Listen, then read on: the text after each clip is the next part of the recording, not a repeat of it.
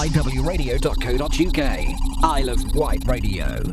Welcome to the Isle of Wight. Is this your first time here? Oh, very far from it. No, I've been here many times, but it's the first time I've been as a minister. Just take us through what you did this morning. I've seen two facilities today. I've been to BAE Systems, see the radar work there. I've also met a group of small businesses supplying the defence sector there as well, and now I'm here at GKN and seeing what they're doing, and I've been very impressed with everything I've seen.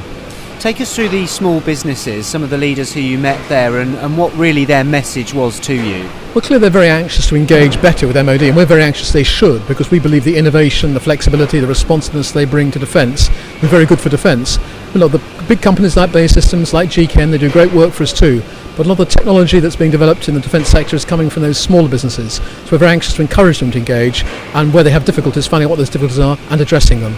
How vital do you see those small businesses on the island in the defence chain? I know it's a massive, obviously, but how important are they? I don't think they're any different from the island or the rest of the country. Hugely important. Obviously, small businesses matter to us because they are the sources of jobs for the future.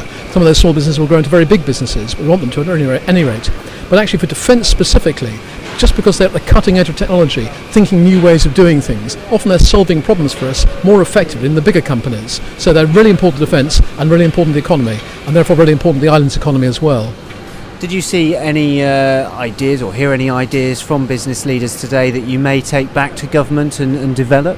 Oh, they discussed a number of the concerns they had about the way they do business with MOD, some of the bureaucracy they encounter, some of the support for exports they get, the lack of continuity at our side sometimes to key personnel, a range of ideas, some of which we're addressing, some of which we aren't. As always, you learn something in discussions like that. Today was no exception. Take us through what you can do as government when they say too much red tape and things like that. Is there anything you can do?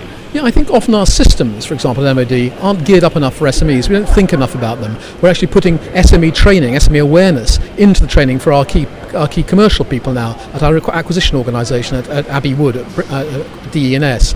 They'll actually be much more sympathetic to the needs of small businesses, understanding their constraints, their problems.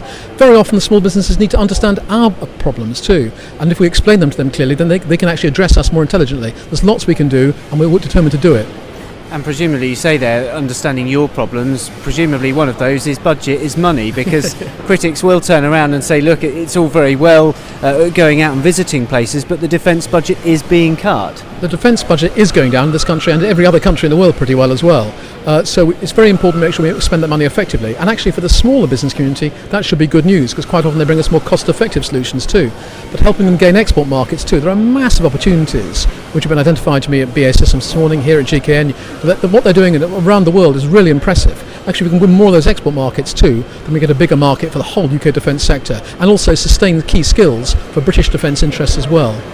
And just finally, if I may, what message will you be taking back to government then from your visit from the Isle of Wight today? Will you be singing our praises? I certainly will. The island makes a much bigger contribution to our defence needs than I actually realised. I've been really impressed, delighted to see it all, and I'm more proud of the island's elbow. I knew it was a great place to come on holiday, now and it's a great place for defence as well.